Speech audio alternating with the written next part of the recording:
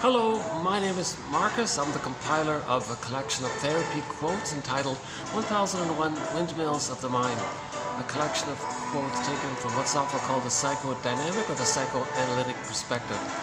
This is part 2 of 3 of TQ 2477. I just completed part 1 and I won't try to summarize it here, so I'd like to just keep on going where I just left off. Due to tech issues, I think this video will be done in 3 parts. So the topic is the manic defense. In part 1, I tried to provide some general understanding of my current tentative understanding of what's meant by this phrase, the manic defense. So let's continue with the quotes here. Yeah, no, in the thread of the last video was this annoying techno music. It's a kind of manic defense because this kind of adrenaline, kind of maybe late night kind of music that gets people very anxious and angry a little bit. It's a manic defense. It's meant to distract you from your inner life. Okay? So the manic defense is manic maneuvers of the mind to get a person away from the pain that they felt in their memory system. So we talked about splitting, projective identification, grandiosity, controlling, contempt. A lot of these kind of infantile maneuvers of the mind that the baby adopts to deal and adapt with the pain of babyhood time trauma. A lot of these maneuvers are called manic defenses. So we mentioned Peer Gynt. So he had the narcissistic pattern. So he was very greedy and selfish and entitled and objectified people, used people. He had this. So Peer Gynt's behavior may be said to serve as a manic defense. So his behavior, his selfishness, he lies, he exploits, he controls. He always wants to be one up. That kind of selfish behavior, the narcissistic attitude. It's all about him. Huge sense of entitlement, because the trauma, the source point is nursing at the breast. If the breastfeeding went flawed and he's fixated there, he's stuck replaying that again and again. So the source point was the breast, which is to serve him, was to comfort him, to soothe him. Now the breast is meant to, the mother is meant to metaphorically metabolize his distress and provide a soothing response. Okay, a continuation of basically of the womb life, where the placenta deals with the waste and provides oxygen, food, nutrients, supplies all the goodness, handles the stress, and so on. So Peer Gynt's behavior may be said to serve as a manic defense against an underlying sadness. So of course the baby is very sad, losing his feelings, losing the love that he needs. And if memories come up and we don't want to face and heal and mourn, we engage in the manic defense. So at the end of part 1, we started to talk about this troubled teenager. So this troubled teenager, he was a naughty teenager.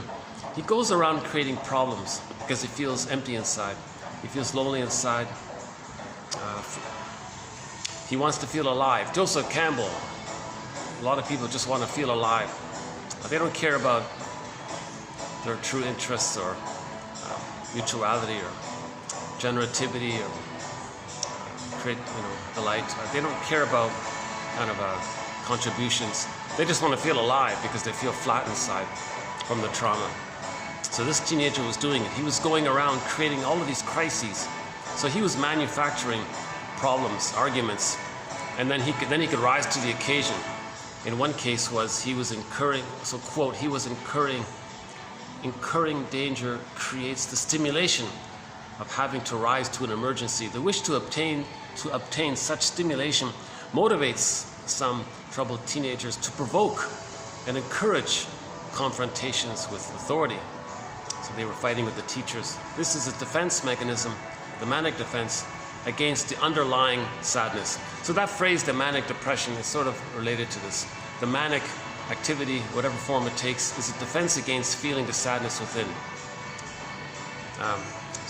So when excited acting out emerges in the work with the teenager, it appears predominantly as a manic defense against a form of loneliness. When this video cuts out, I'll jump to part 3 here. I've got very limited storage. By the way, this 2477 is a continuation of 76. So the last 2 videos ago, that was 2476 proper. That video represents part 1. This one here, 2477 part 2, is going to be done in 3 parts. So this topic starts with the video mark 2476. So a good place to start would be 2476, and then it's a 2-hour and 20-minute video. So that's a good place to start in this, with this thread here. And just part 1 of this video, I guess, as well. If we cannot manage the pain of the depressive position, the depressive position means we're healing. We're seeing the 2 sides. We're trying to grieve. We're trying to forgive our parents. We're trying to know what happened. We're trying to face the truth. The truth will upset you free. Okay? That's moving towards the Melanie Klein's theory called the depressive position, meaning the baby is in a place where he can see the 2 sides of the mother. The baby can't see the 2 sides. It's split. Good breast, bad breast. Now the bad breast is really dangerous because that's the baby representing the baby's projected rage onto the bad breast. So that's how he manages his anxiety around the misattunement and the malattunement with the mother, right? If we cannot manage the pain or the anxiety of the depressive position, it's complicated. You got to grieve. You got 3-dimensionality, forgiveness. It's a lot of work. Psychological detective, patterns, repetition, compulsion. You know, the humanity of it all, and trying to heal the memories. So that's the depressive position. Okay? Seeing each other's humanity. That's the depressive position. The paranoid schizoid position, the earlier one, they don't bother. Just useful, not useful. That's the prototype of the continuation of the trauma of what the baby does. Good breast, bad breast. That's the paranoid schizoid position. It's schizoidal, good breast, bad breast. The mother's not two. The baby creates 2 mothers in effect. The bad mother, from his point of view, the real mother, the bad mother, he'd deny that's not his mother. He'll make up another mother, a good mother. That's a huge schizoidal situation, unreal. Detached from reality, schizoid. Now the paranoid part of that phrase, it means the baby's rage, he puts it on to the bad breast. It says the bad breast is so dangerous. Because when the baby's enraged, he wants to bite and take in. He can't, so that all of that is projected on and attributed to the breast, and he thinks the breast image is so dangerous. That's just a metaphor to symbolize, to express the baby's, or to communicate the baby's feelings and needs. That's the paranoid-like quality. The mother wasn't that harmful, really. But the baby's enraged and he projects it on, so he creates it, kind of thing. If we cannot manage the pain or the work, the mourning, so the manic defenses are a defense against mourning. The depressive position is in the process of the mourning. If we cannot manage the pain of healing, facing our arrested development, facing how person as a child didn't get a secure attachment style, that there was a failed attachment. Okay, so that kind of work, if we don't face that kind of healing, painful, it's called the second journey of midlife audit, midlife examination period. Then we are stuck in the paranoid schizoid position, which is what Klein calls a state of feeling. Okay, so there's the persecutor. So we're always this exaggerated fear all the time. This exaggerated fear, it's misguided. The baby is enraged, he projects it outward and says something outside is dangerous. So he thinks he's being persecuted by his own anger, seen outward. So he's really confused, right? The baby's desperate to manage his, as discussed in part 1. In mania, the ego seeks refuge not only from melancholia, complicated grief, aggravated grief, prolonged grief, the chronic sorrow, the derailment of the grief process, pathological nostalgia. The person can't mourn if they lost their feelings with trauma. That's called melancholia. Plus, if there is the loss, the feelings that you have towards the loss, you direct it to yourself, because the original prototype template is self and other are blurred, fused, merged, symbiotically, infinite unity. So a person can't acknowledge loss or admit loss because the template says the other is them. So it feels like you're losing yourself. You can't do it, hence it's complicated. So in the mania, in the manic maneuvers, whether or not there's a hypomanic activity quality to it, the manic defense doesn't automatically mean hypomania, this hyperactivity kind of thing. It can, but it doesn't have to be. A person can just calmly walk to the fridge and gulp down a bunch of cookies. That's considered a manic defense, actually, although it may not look too panicky. So in the manic defense, the ego seeks refuge not only from complicated grief, the melancholia, but also from his own anger seen outwardly, and then he thinks outwardly there's something angry at him. It's projection.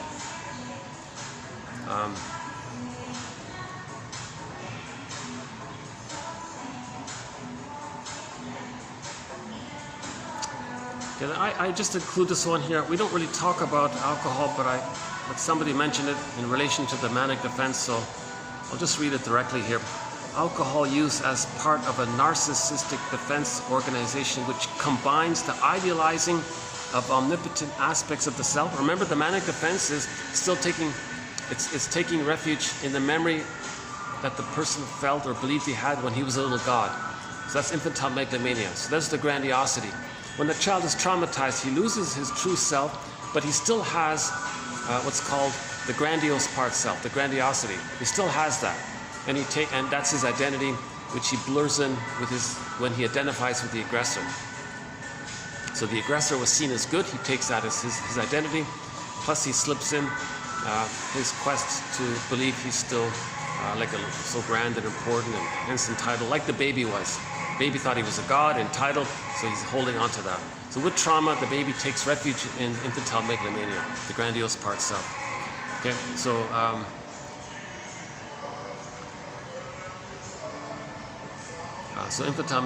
that's a manic defense. So narcissism, in other words, narcissism, the narcissistic organization, defensive organization, it's about infantile megalomania, identification with the aggressor. These are all manic defenses. All of the things that the narcissistic pattern does, that's all manic defenses. The narcissistic personality, the bully pattern, the Iago pattern, all these other patterns around there, they don't care about sensitivity, feelings, the feminine side, tenderness, affection. These things, so-called weakness, that's all seen outward. Now the reason they say they hate weakness, because they've identified with the aggressor. Their weakness, their vulnerability was so pained they couldn't hold on to it anymore. They gave it up. When they gave it up, they see it outward. Now, them hating it outward is being loyal to the mother who hated their innocence. So they're replaying what happened to them. So if a person says they hate weakness, they're trying to communicate that the mother hated the child's needs. The mother couldn't handle the baby's innocence, so-called vulnerability, and so on. So we talked about reenactment, repetition, compulsion of part one. Again, this part two is only going to make kind of sense. I really would ask if someone could listen to part one first before listening to this part two. This part two is just sort of the tag on to the end. The meat of this video is part one. Alcohol use as part. So drinking, which has the effect of A, relieving anxiety through its physiological effects. I guess it numbs someone out, I guess. That's manic, right? So alcoholism is manic. You know, I have a theory about this annoying manic music. Maybe it makes people manic and go out and drink. I feel all revved up and manic. So this music makes people manic. Then they want to, they're in that mode, so maybe they start buying more drinks. Maybe that's why they play this annoying music. Okay, B, replacing in a symbolic manner the lost. So alcohol has the effect of replacing in symbolic manner the lost parental objects, or what those objects gave, the warmth, the nurturing, the restorative fluids. So it's a comforting fluid. My first thought was, why don't they just drink milk then? If they're looking for the missing love from the mother, why don't they drink milk? Why the alcohol? Well, it's fluid, I get it. See, Burglar says the alcohol is an attempt to rebel against the mother. Because if the alcohol is damaging and they're one with the mother, they might think they're damaging the mother in an attempt to separate from the mother. And we had one quote from Edmund Bergler, one of our mentors, Edmund Bergler, on this topic. He said he quoted a client who said that the client said that one time he was drinking in the presence of his mother, and the mother said, "You know, it really bothers me to see you drinking this alcohol." "Oh, does it?" Then he doubled it to bother the mother further. And that, he thought that sort of conveyed the idea that he's trying to get away from the mother, to differentiate from the mother, express his anger at the mother, because there's, in the template, the self and the other are blurred there. So if the mother's bothered by it, so he's hurting himself in the process, but the attempt is to hurt the mother to get away from the mother. That kind of. So that's not a thread. We don't cover this topic. Emotional eating, yes, but not the drinking one. Marion Woodman says, with trauma they lose their spirits, so they drink spirits. They concretize it. They look for spirit in the spirit, drinks the spirits. It's an interesting, ironic coincidence that emotional spirit, aliveness of our feelings, our spirituality, and then we drink spirits. Synthetic, looking for synthetic. The synthetic drink spirits is a symbol that we lost our true spirit. So we drink spirits to communicate that we lost our spirit. Something like that. Marion Woodman talks about that. Emotional eating. Okay, this one I can deal with. Emotional eating may be considered to serve as an artificial normalizing or even manic defense against the underlying feelings of loss and loneliness. That I can understand. With the emotional eating, the sweets, the desserts, the chocolate and all that. Ice cream and so on. I mentioned the Winnicott one in part one. Winnicott described the modern big city as organized around the manic defense, the noise that never ceases.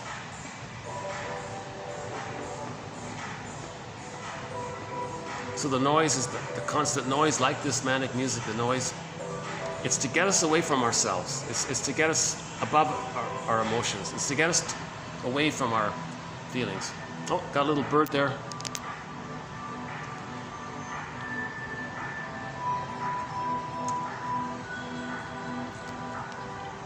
Yeah, this is a very rare moment that I can have this spot here. It's Sunday late afternoon.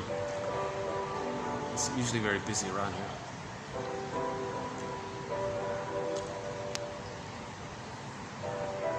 The next one here. Again, this anorexia. I don't know why people always talk about this anorexia. Anyways, here it is. Lawrence, 2001, understood anorexia as a manic defense, an effort to control an internal representation of the mother. A previous quote said that anorexia was rebellion against the mother. Now this one says they want to control the memory of the mother. Not do what the mother says. So food means mother, so they don't want food. So they're trying to, like the alcohol, try to get away from the mother. Not a topic, but I want to understand manic defense, so I'll borrow any quote that talks about the manic defense in an effort to understand this. I'm still in very early in this point of trying to understand this phrase manic defense.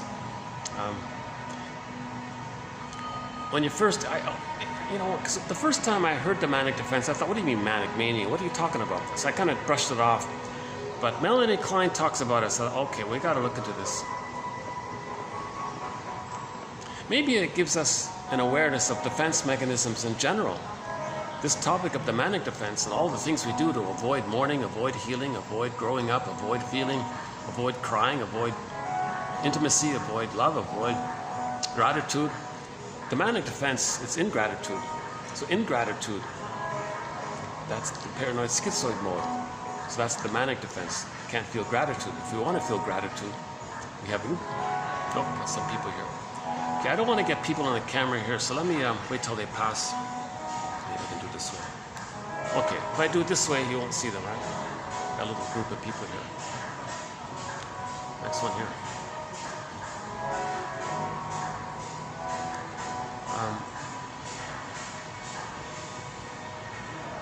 Okay, the client's endless quest for slimness supplies the illusion of salvation, acceptance, and love, but is really a manic defense against intolerable feelings of deprivation. You may describe, somebody said, you may describe my behavior as, it's okay if I do it this way? I don't want to get them in. A little bundle of people right in front of me here. But they're quiet, that's good. Okay. You may describe my behavior as the victory of the pleasure principle over the reality principle, or as a kind of manic defense. But you can subsume it under the heading of narcissism too. See, the manic defense is just chasing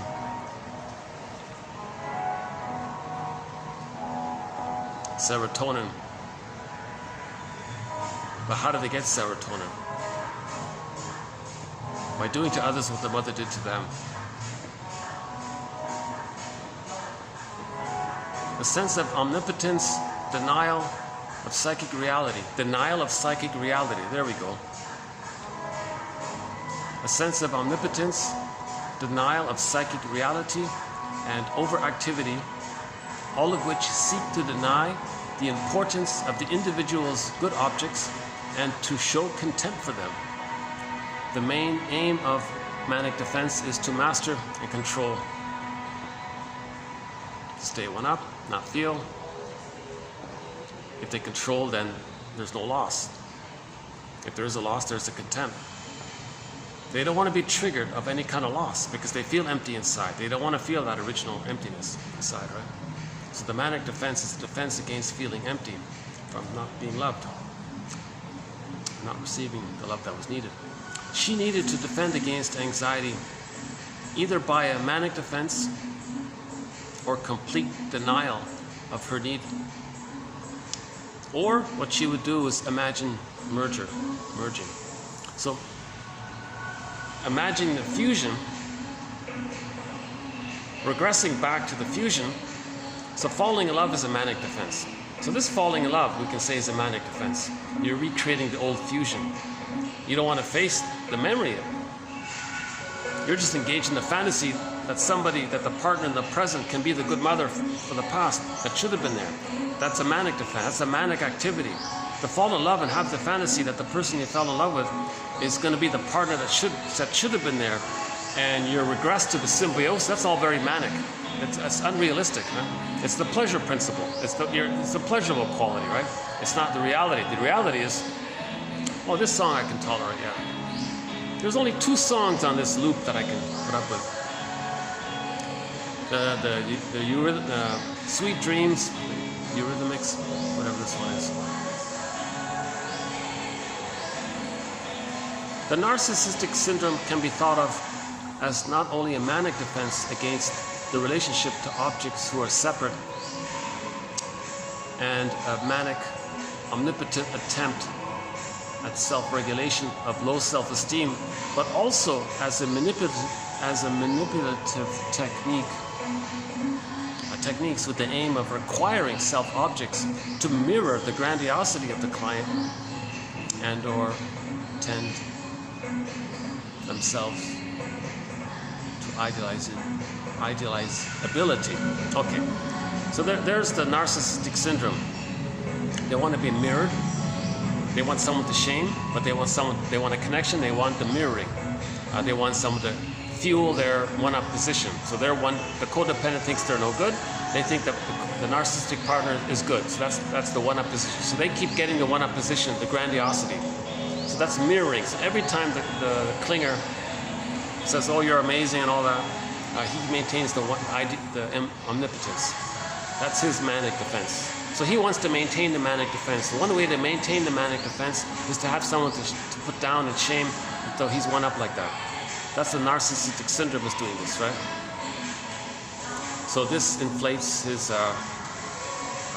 pseudo narcissistic esteem. It's not real self-esteem.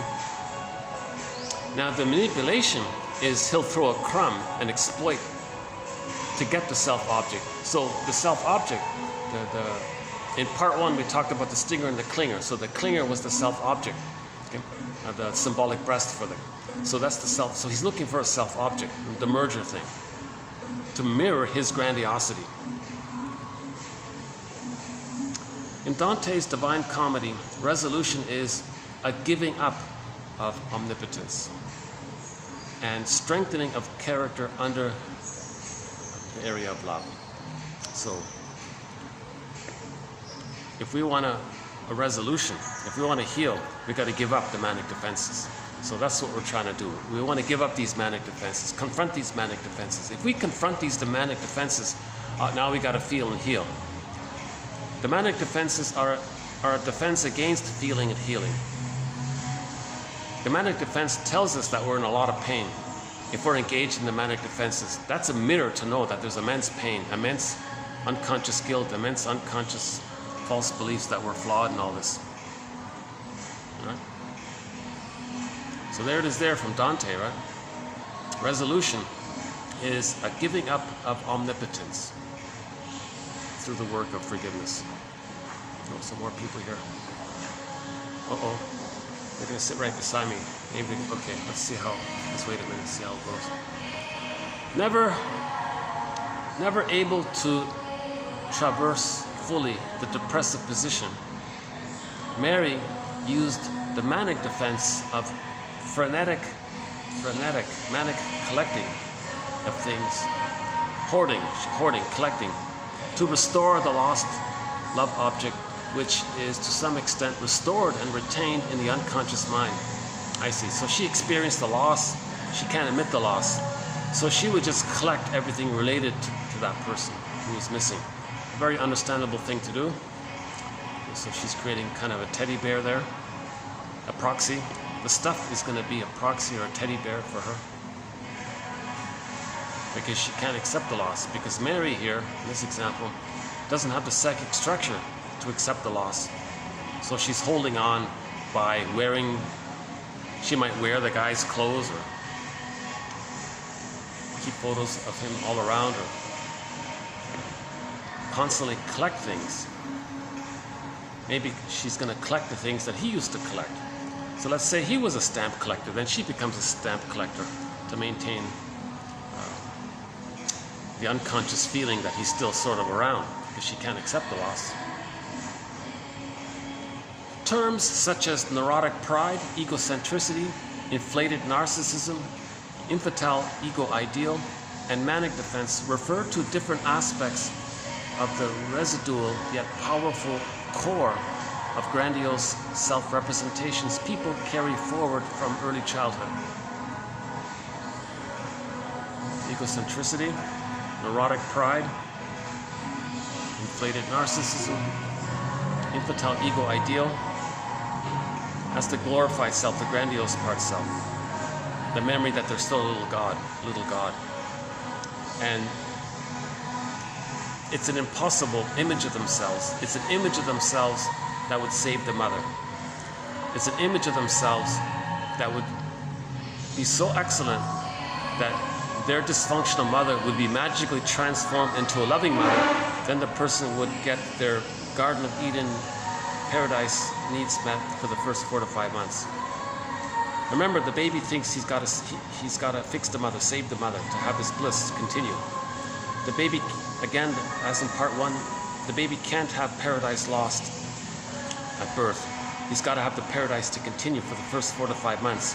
Now the baby thinks he creates everything, it's all about him. So when he's born and it's missing, he thinks he creates everything. So he wants to restore the Garden of Eden, the bliss.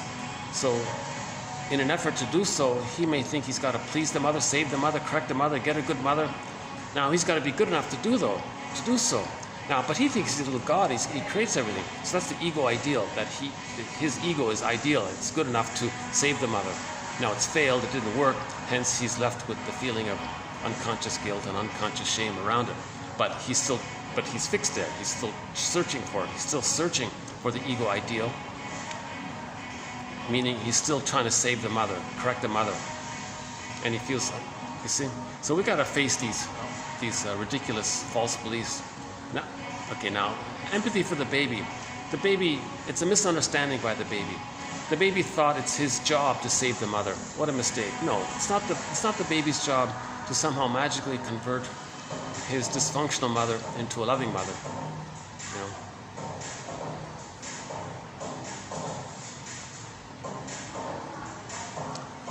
Yeah, and as mentioned in part 1, Edmund Burglar, I don't have the example, but he made a reference here that the saving grace of an occasional manic defense. Maybe there are times when the manic defense helped us. So if the person's been married for 20 years or whatever, and there's a divorce, and they're not ready to accept all that, they may engage in a manic defense. They may buy a red sports car. That's a manic defense. Yeah, so a lot of this midlife act, buy a motorbike and buzz around.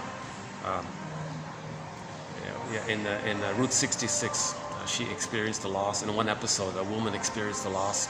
She got on a moped or something and buzzed around. She said to her friend later, I didn't want my grief to catch up with me, so I was going faster and faster, trying to be lighter and lighter and faster. I didn't want my feelings to catch up with me, so she was manic to escape her inner life. So there's a good summary of it right there. Getting on the motorbike to escape the sadness. So whenever we're sad, we do something manic to not feel the sadness. And occasionally we need to do it, right?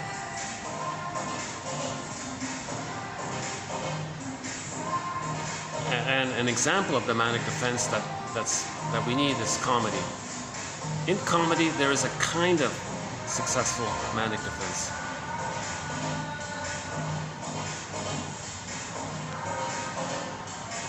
Oh, hold on.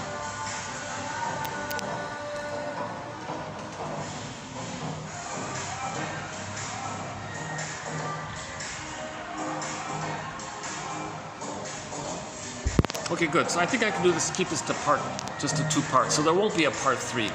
So this is just part 2 of 2. 2477, part 2 of 2. So we won't bother with part 3. My phone's going to cut out any minute. When it does, that'll be the end of it. Let's start to wind down here. I mentioned I might play this song by Anne Shell. One thing I recommend, read the quotes in the videos TQ24, 35 to 9. It's on the topic of falling in love. That's a manic defense, falling in love.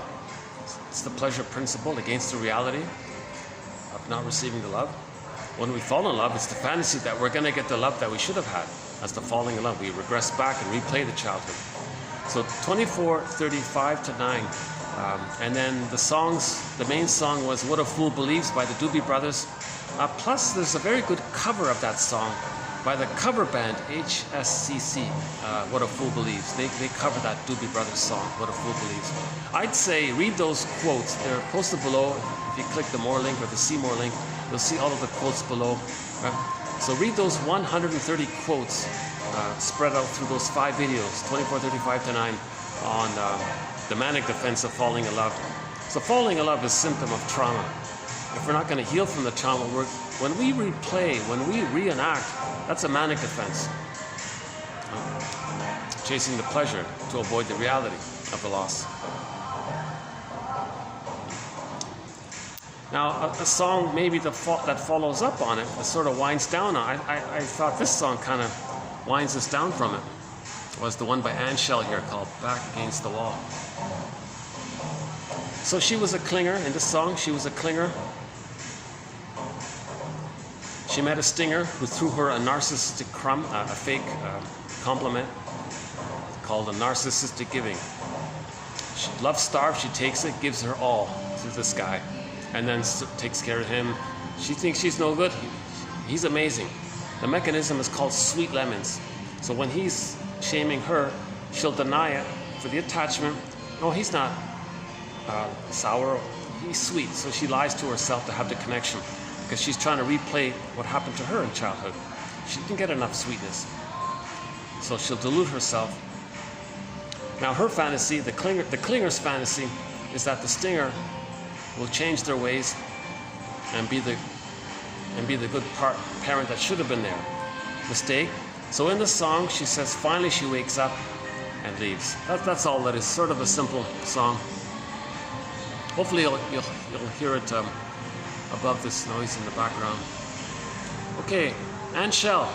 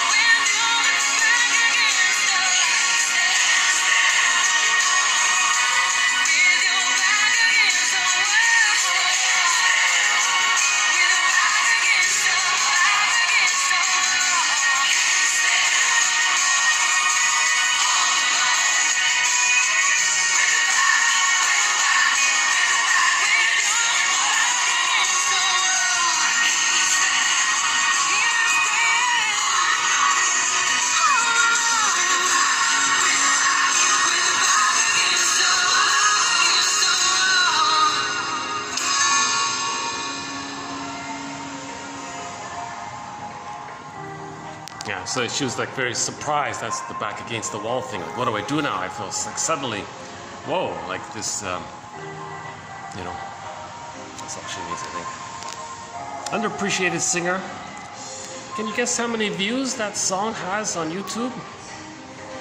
70. Can you? Underappreciated singer. Many of her songs are in our soundtrack. Most of her songs are from, my favorite album of hers is Betty's Garden. A lot of great songs from that album. So we play Crossroads, Borderline, Turn On. Betty is a good one, yeah. When Betty Came to Town is a good one, yeah.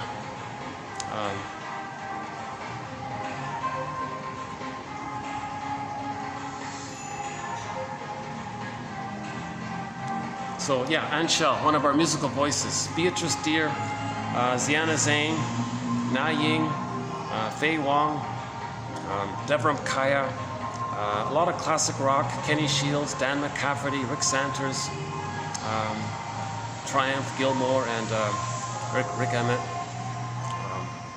Miles Goodwin a little bit, and one by the Doobie Brothers. Chilliwack, one from Coney, two from Coney Hatch actually. Katja Epstein is sort of our Willie Mitchell. A lot of indigenous, Willie Dunn, Willie Mitchell,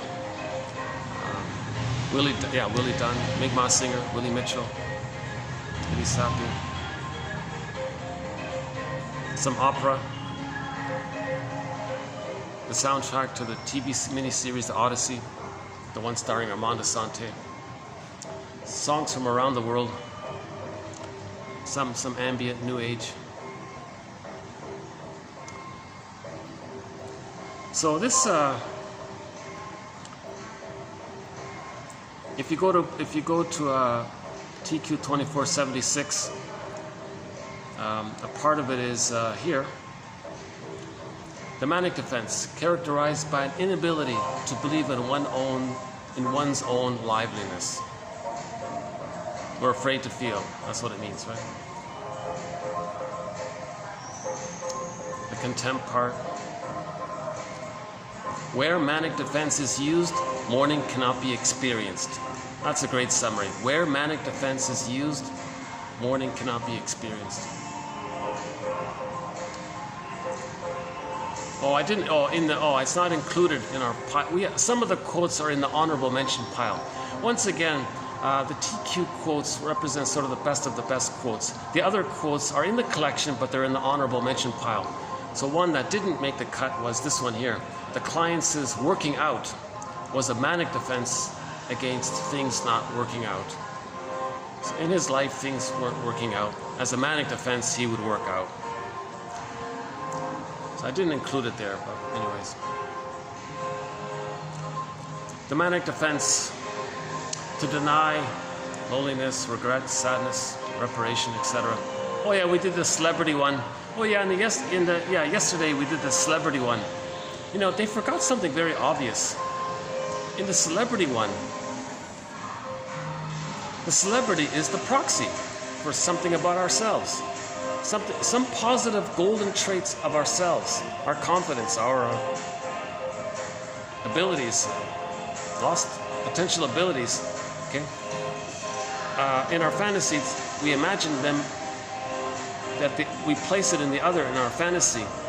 So they're like this, they call it like a psychic safety deposit box. So we insert our golden positive traits into the celebrity, and they express as a proxy, evocation of a proxy. We evoke in the proxy them expressing something about ourselves.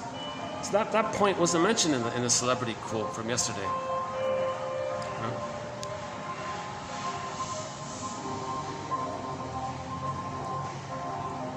Concern for others, empathy, care. These are one of the hallmarks of the depressive position. In the narcissistic pattern, they don't care. They can't. Love and gratitude, care, empathy, vulnerability, weakness, tenderness. It hasn't entered the psychological picture yet. They're still in battle with the mother in the mind, trying to get free from the mother in the mind, but they're acting like her. So there's the sad, tragic irony of it. How does a person leave their mother if they just act like her? Every time they act like the rejecting mother, to show what she was like and just be like her. The more they're being like her, the less they're leaving her. Now the fantasy is ultimately their behavior is a mirror to see that they're acting like their mother.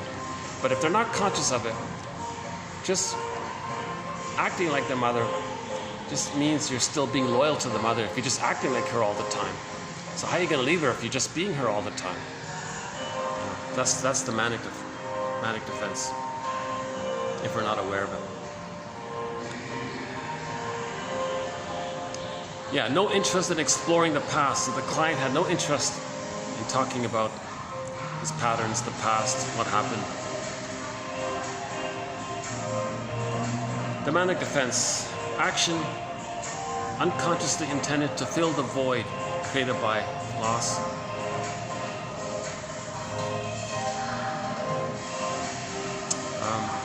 Also there was, oh, this video is going to cut out any minute now.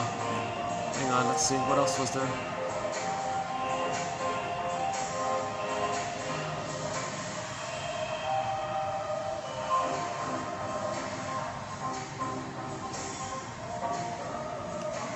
The manic defense, a desperate effort to leap over the painful mourning process. The manic defense, to try to feel alive. That's the teenager creating the problems so he can come in and be the big hero or something. Among many other things, narcissism results from the incapacity to grieve and tolerate loss. Because narcissistic fantasies entail a fantasy of omnipotence, and oh wait, we did that one, okay. The narcissistic pattern, a highly organized system of defense against the more or less unconscious depressive condition, operating as a mask and disguise to conceal the latter.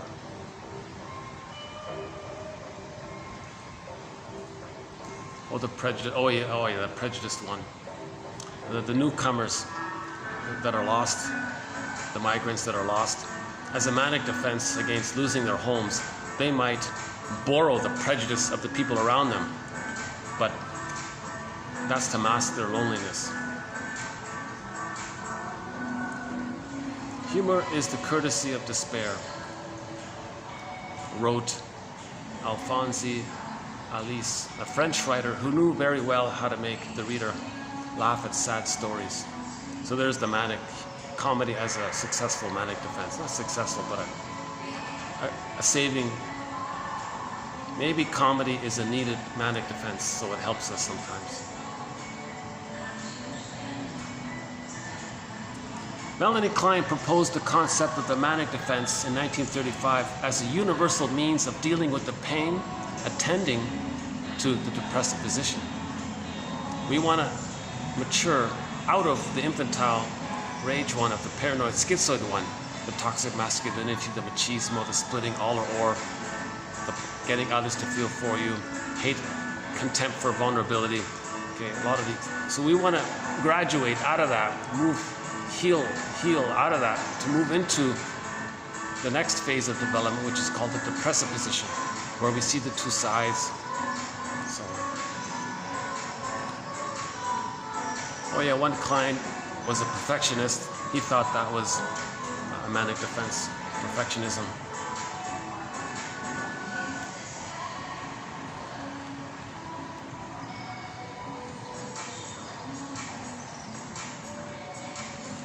Oh yeah, he was able to give up a manic defense, and hence he healed. Yeah. Schadenfreude serves as a manic defense against feeling small, helpless, etc.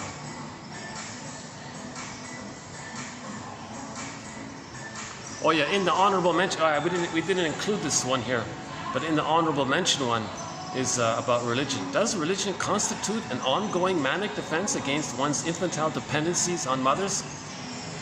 Yeah, I didn't include it, but it's in the honorable mention pile by Grotstein. So we have a lot of great quotes from James Grotstein, but this one I didn't include. I think it's not helpful because it's going to be too misleading. We need more context around it. But if we're always imagining, where's the good breast in the sky? Well, that's a manic defense to not face the fact that when we were children, we didn't have the good breast. Put it that way, right?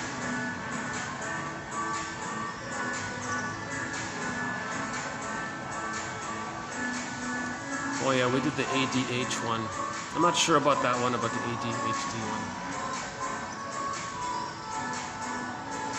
Another one in the honorable mention pile is Ogden. We have a lot of great quotes from Ogden, Thomas Ogden, 1986. Ogden 86 points out, at the paranoid schizoid position to which the manic defense takes us, we lose both subjectivity and history.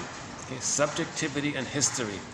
We are looking for feelings, subjectivity. We're looking for feelings and history, okay? Memory.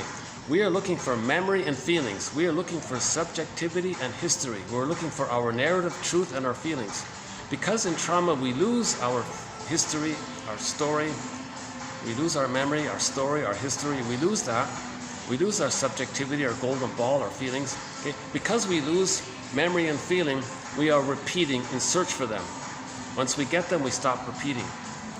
The reason we repeat is because we lost subjectivity, feelings, and knowing what happened. We can't know what happened. It was too painful. That's the unfinished business. We couldn't perceive it. We couldn't know it.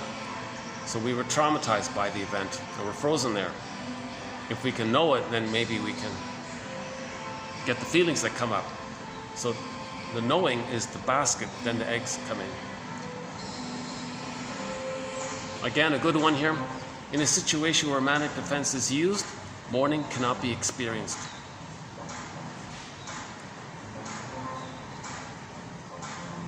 Defense against inner sadness, regret, loneliness.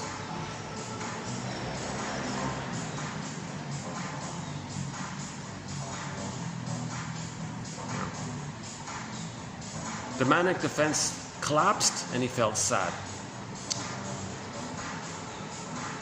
So when we stop with the manic activity, the feelings will come up maybe.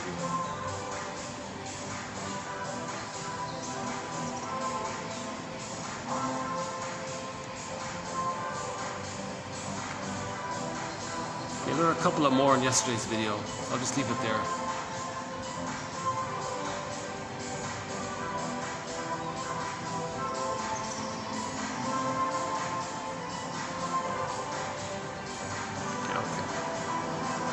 Okay, well, this topic will be updated for sure, because I still have a lot of question marks about this manic defense.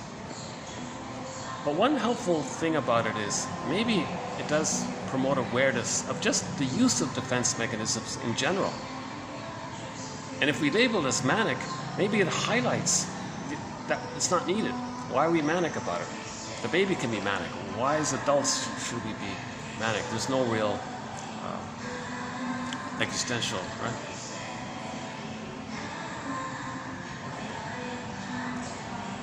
But the one about the big city being manic was interesting. It got me thinking, well, isn't the plunder system manic? You know?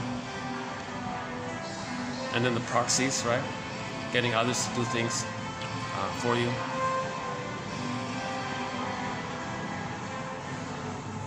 That's the plunder system, right? So, okay, let's not go there. That's a huge threat, and I don't have enough space here anyways. But we have a major thread in 1001 Windmills of the Mind is the psychoanalysis of prejudice. Huge topic. Oh my God, a lot of great quotes on it. It's such a vast topic that eventually, about a year ago, we had to tag in a sub-thread on the sociological factors that contribute to prejudice. And on that sociological thread, we've got the plunder system, we got religion, we got the propaganda, we got the TV, the movies, educational system, the work of Jane Elliott, and the logical, and related to it is the PR techniques and the advertising techniques. And, these are the sociological sides that contribute to prejudice. The prejudice is needed for the plunder system. So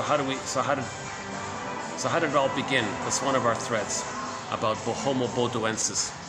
So I won't do it here, but we used to be Homo bodoensis according to one theory, and we all came from one big family from northeast Congo. When we evolved from Homo bodoensis into Homo sapiens. So Homo bodoensis was sort of us without the cortex.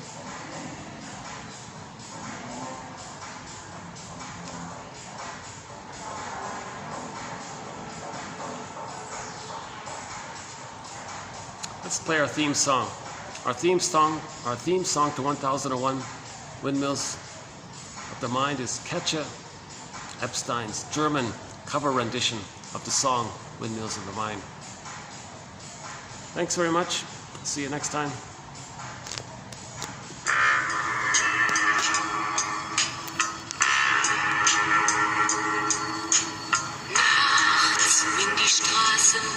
plötzlich still sind, wenn die Stadt auf einmal schweigt, wenn aus steinernen Kaminen stumm der Mond zum Himmel steigt, wenn es hier in meinem Zimmer leer und einsam wird um mich, suche ich in den dunklen Schatten die Erinnerung an dich und ich fühle, wie ein Augenblick zur Ewigkeit gerinnt, wenn das Spinnrad meiner Träume längst zerrissene Fäden spinnt und sich leis zu drehen beginnt, wie sich Mühlen drehen im Wind.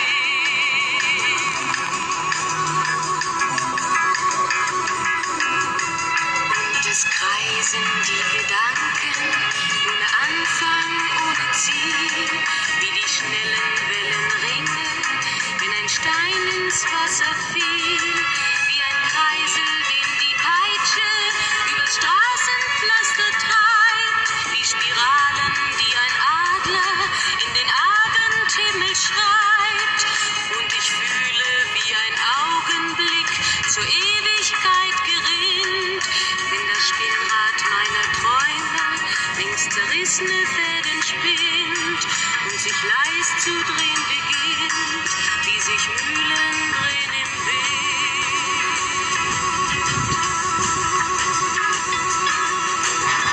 Tausend Fragen ohne Antwort, tausend Fragen ohne Sinn.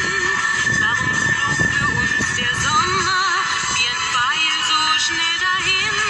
Hat der Herbstwind gar die Spuren unserer Liebe schon verweht? Wenn erst weiße Flocken fallen, ist es dann für uns zu spät. Seit eben nicht im Dunkel, deinen Schatten an der Tür, hoffte für ein paar Sekunden, du kämst doch zurück zu mir. Doch warum sich selbst belügen? Längst ist meinem Herzen klar, dass der Pulsschlag dieser Hoffnung nur mein eigener Schatten war.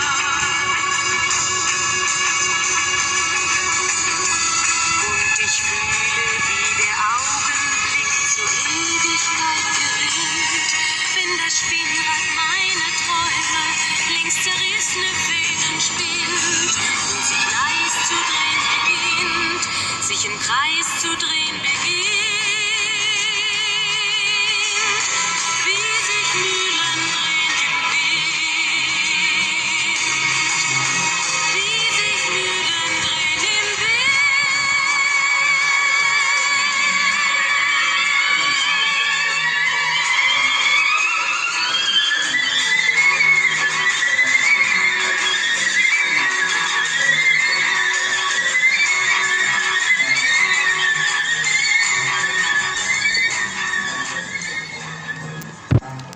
Still recording, got a few minutes left. Okay, any final thoughts? Any final thoughts here? Oh, this is a rare treat here. These things are nice and quiet here. So let's see, any final thoughts here? The manic defense. Am I being a little manic now in this moment? If I hang up the phone, I'll feel a little lost, so let's keep talking. Am I being a little manic? Yeah, I think so. I think it's fair to say that. If I'm doing something to squelch some kind of feelings of loss, that's considered manic defense. Okay? Let's not take that word like too concretely.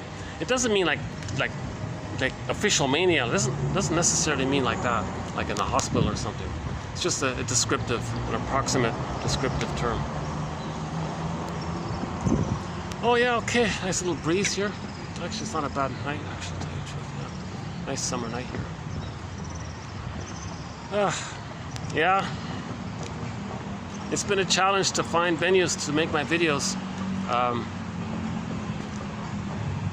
gotta say, this hotel here has been the most kind of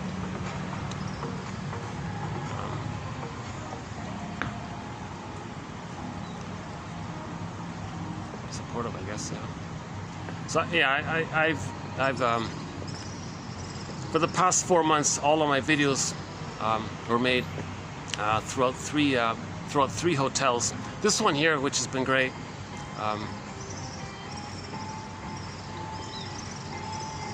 Yeah, this is my favorite spot, is actually right here. This is my first choice if I can get to here. It's just so hard to find it. And I didn't even bother visiting here for the past couple of weeks because I knew it would be too busy. But and the other two videos nearby here, we can't see them here. Yeah, we can't see them here.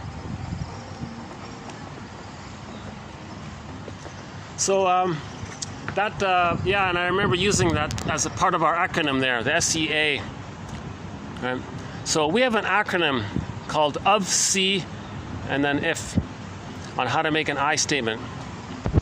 So if you want to learn how to make an I statement, consider the acronym OFSEA, of, see, and then the if. TQ 2360 on how to make an I statement by Susan Campbell. 2119 about the repetition compulsion. 2191 and 2 about how dysfunction equals protecting the mother, more to the Kisem. 2435 to 9 about falling in love. That's that one there. I guess these last two ones, 2476 and 77, this one here about the manic defense. That's sort of a minor one. Let's see if we can develop it. But we've got 52 threads to 1001 Windmills of the Mind. So we can say we're trying to heal the manic defense. We can say we're trying to move from the paranoid, schizoid position, for those who are there, to the depressive position. Or more broadly speaking, we want to resume development. We want to continue the developmental process. For 70% of the people in North America, by one estimate, they got stuck. It's with an insecure attachment style. Okay? So there's an anchor on the development. We want to lift the anchor on the development and resume development.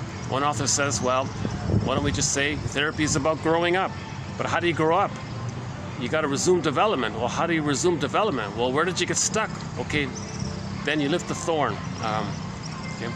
In the Kirikou and the Sorceress, there's an image in that French animated film where little Kirikou was able to lift the thorn and the woman was emotionally free. So when we lift the thorn, that means we really got to a place of what happened to us. And to get to that place, it's painful. And if we don't want to face that pain, we're going to engage in some kind of manic activity called a manic defense in most cases. Question of degree, maybe. So part of that, the truth will upset us free, is that the mother failed us. The greatest hurt of all. Mother failed us. Now we got to forgive her. We got to go deep to forgive the mother. That's why I think, as an unexpected benefit about the plunder system, is that it helps to forgive the mother. Because a lot of women are victims of the plunder system. And it's not their fault if they were traumatized by the plunder system. And then that helps to kind of have a little compassion and understanding. Okay? So as Barry Grosskopf says in his book, Hidden in Plain Sight, Understanding Our Puzzling Emotions. Not a bad self-help book, one of the better ones. Another good one is Helen Kramer, Liberating the Adult Within. Those are two good self-help books. We have a thread on self-help materials. Anyways, so back to forgiving our parents. We analyze or create some kind of psychological understanding of our parents. And then that's honoring our parents. So if you want to honor your parents, says Grosskopf, see the truth of their situation, how they're stuck in their existential net, their existential dilemma, how they're trapped in their script. What's their traumatic script? What traumatic script are they replaying and reenacting and repeating with the fantasy that they can undo? What is their repetition compulsion? Look at your parents and identify what is their repetition compulsion. What are they replaying and repeating all the time? Are they always chasing control and infantile megalomania? What manic defenses are they using? Do they need others as proxies for their disowned material, psychic material? And in the relationship, that's often the case. Each partner is holding material for the other. Couples in collusion, these relationships often become like cat and dog style relationships. So these relationships become, at best, just devitalized, but often these marriages rust out. They become like sour milk, that kind of thing. Sometimes they work it out, Now there's a mild, now the healthy cat and dog relationship, the image was the accordion. They're still connected, it's making music, the accordion. So they can get, so the accordion, they can come a little close, they can go a little distant, but they're still there making music. It's still, they're still together making the harmony with each other. But that's sort of the healthy relationships, the accordion one. But the dysfunctional one, the accordion is broken, basically.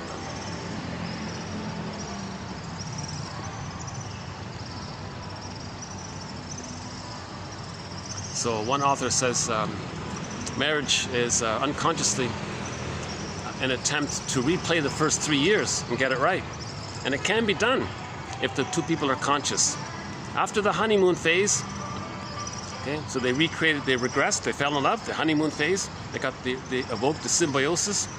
Now one person's gonna hatch out first. At that moment, run to the nearest therapist. Don't say that your partner betrayed you or lied to you. No.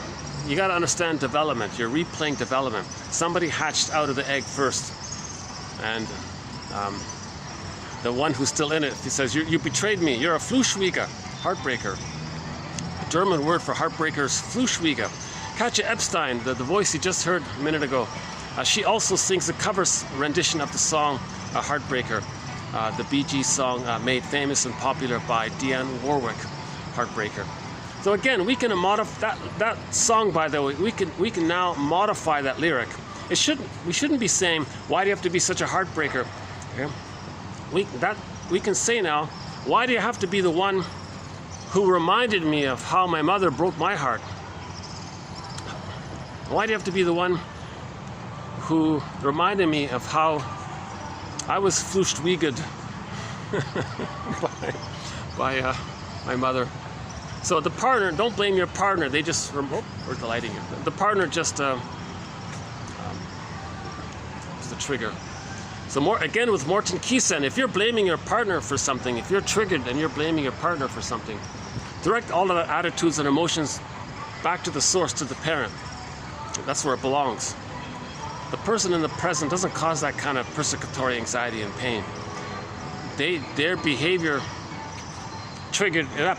What was already there. It just brought up what was already there.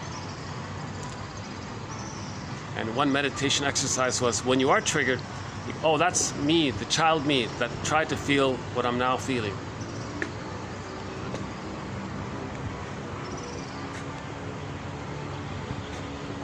Another self-help exercise is a question prompt, a 5-word question prompt. What's the hardest thing about?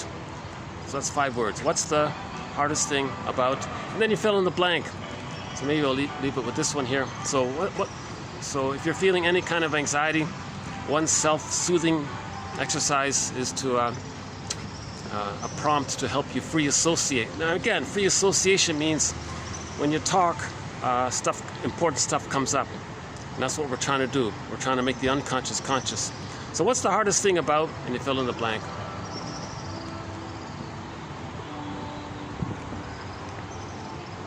Do I have an example for myself now? What's the hardest thing about?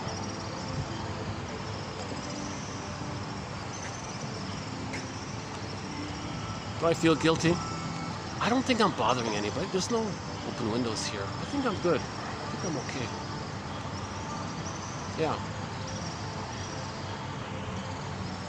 So I'm okay, huh? But theoretically, I could say, what's the hardest thing about doing the video here? Am I bothering people? That's guilty, right? Okay, so what's the hardest thing about finding a venue where I can make my videos? What's the hardest thing about that? Well, I feel a little frustrated in my efforts to find such a place. What's the hardest thing about feeling frustrated in your efforts to find such a place? Well, there's the potential of loss if I can't find a place. Well, what's the hardest thing about the reality of maybe delaying or postponing your videos if you can't find a place? Well, then I'm missing something. So you're triggered? Yeah, I'm triggered. Okay, so when you're triggered, okay, you do the OFSEA. So when you're triggered, okay, so observation. So I can't find a place. Feeling from the childhood, an old feeling from childhood came up where I experienced the loss. So the needs and the feelings. So then you go needs and feelings. So as a child, I had a need for connection and community and affiliation and interaction, expression, and that wasn't met. So I felt scared, sad, lonely.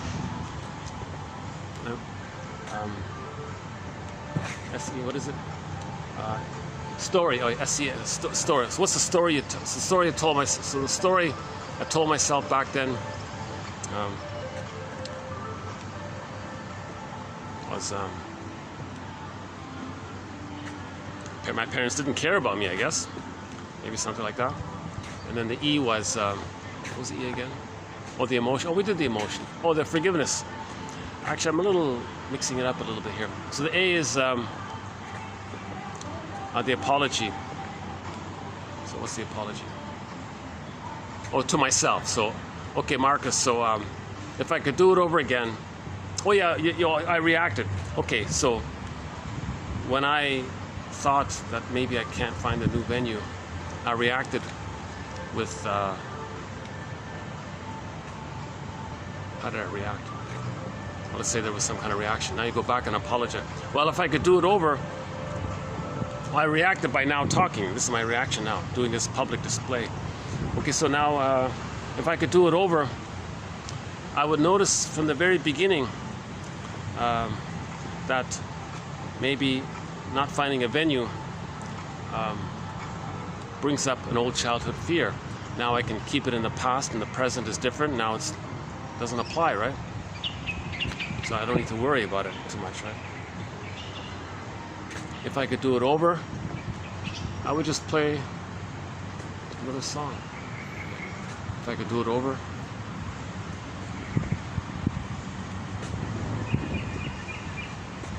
If I could do it over. So why did I do this extended thing? I wanted to enjoy this nice little walk here.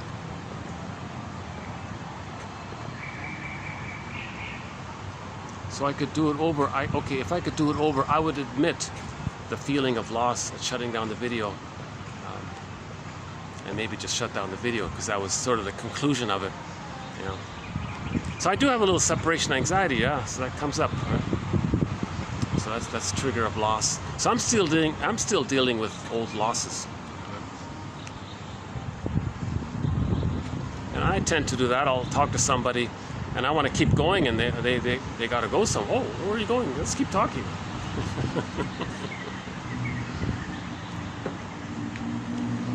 Jeez, nice. I hope I can come back here. My goodness, it's nice tonight. It's a friendly spot here. I gotta confess, it's one of the friendlier places. It's got a professional, at the same time, sort of relaxed kind of.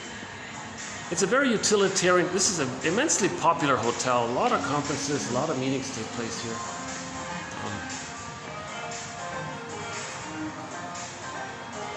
Anything else here?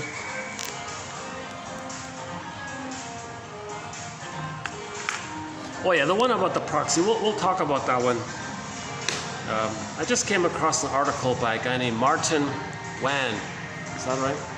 I'm not sure how you pronounce his name. W-A-N-G-H. How do you pronounce that? W-A-N-G-H. Martin is the first name.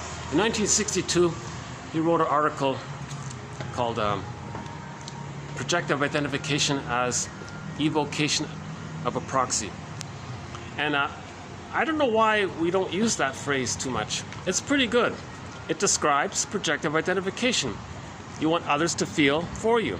Yeah? So the proxy is a person or a group of feelings that feel for you, that play a role for you, that you wish you should do, but you get them to do it, or they do something that you should do. That's the proxy thing. And projective identification, that's what we're doing. We're supposed to feel anxiety. But if you have a friend there, maybe you want them to feel it. So the friend becomes the proxy. That's a defense. That's a manic defense. So projective identification is a manic defense. Evocation of a proxy to feel for you or do something for you. That's a manic defense to avoid the unconscious memory that the mother didn't soothe us. The mother was misattuned. Now, why are so many mothers misattuned and malattuned? A huge thread. I won't get into it here, but that's one of our major threads. Why so many mothers sort of misattuned or malattuned. We talk about, oh, that's not a bad view. How's that there? The lighting's good here, right? Maybe finish up here, right? So the Klaus and Kennel talk about, have a book on how to help mothers achieve that attunement with their babies. So we talk about that. Very helpful book. Actually, that guy, John Kennel, they said his book saved a lot of babies, saved the soul of many babies. John Kennel, he did a great thing, apparently. There was a huge tribute to him in the newspaper when he passed away. A lot of the improvements in the hospitals around delivery were because of John Kennel and his colleague Klaus. That's his first name. Marshall Klaus, is it? Is that the one? He pointed out something really critical. Really critical. At the moment of birth, the mother produces lots of hormones. Again, my disclaimer, I'm not a doctor, keep that in mind. But in the book, now they're doctors, right? They're pediatricians and all that, gynecologists. So they said that at the moment of birth, the mother produces lots of hormones to help the baby latch onto the mother, and they latch and they start suckling, they start nursing right away. When that happens, okay, the nerve endings.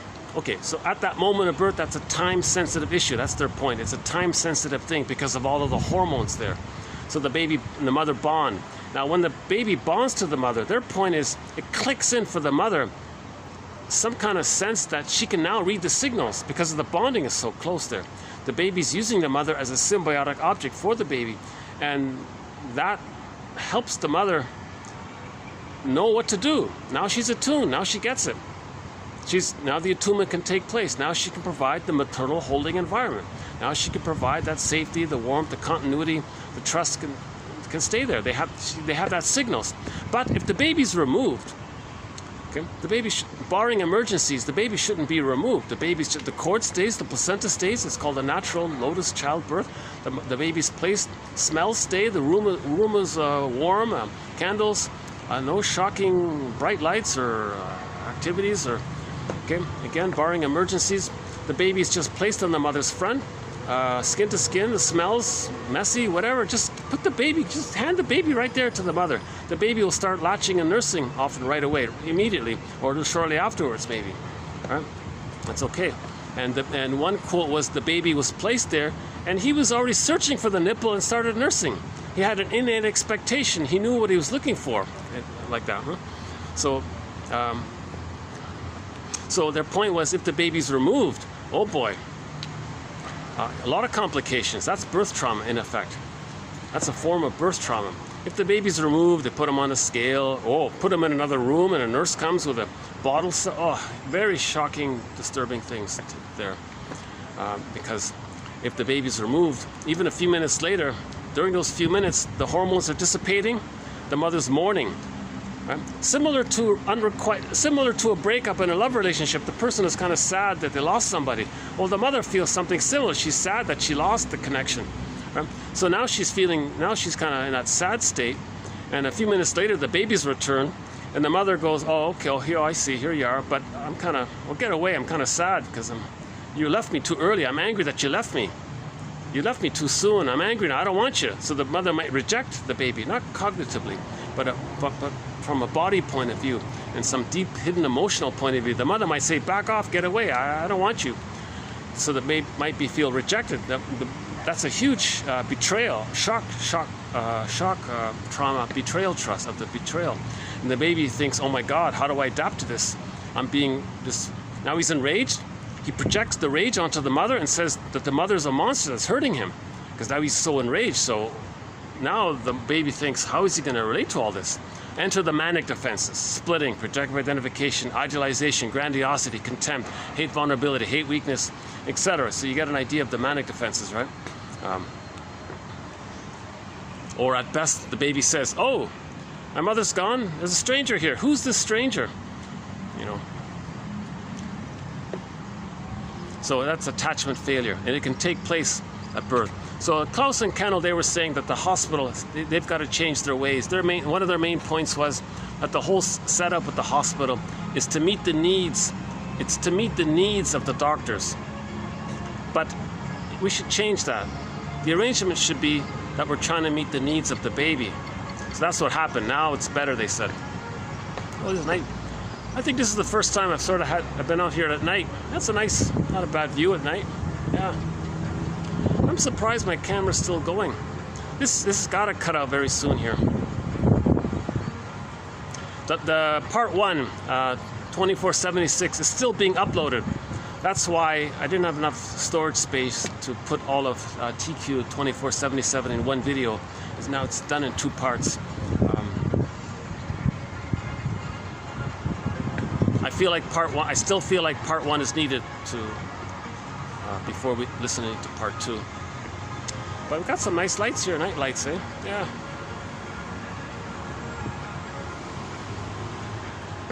Yeah.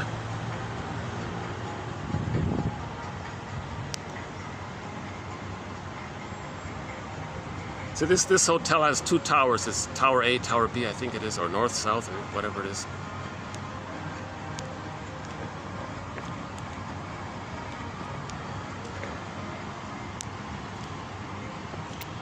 Yeah, a lot of people are very disturbed.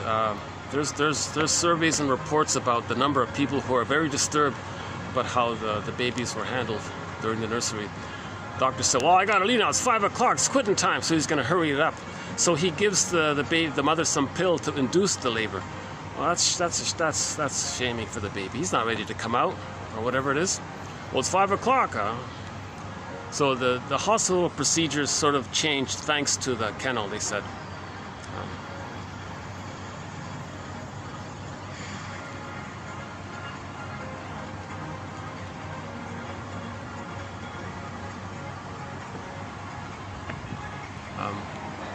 Wow, yeah, this is new for me, this sort of nighttime kind of view here.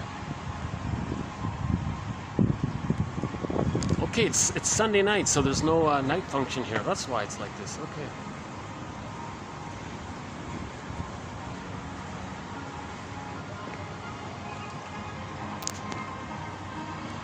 Yeah. I gotta confess, coming to this location here, it's it's really my best venue. Maybe that's why I keep talking, because maybe I won't get it again for a while. I actually look forward to coming to this location. This nice little spot here.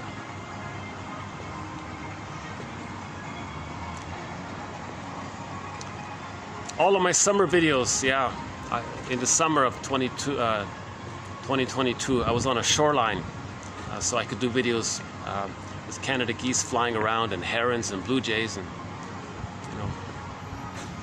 bees and mosquitoes and things. But yeah, I mentioned it earlier as well.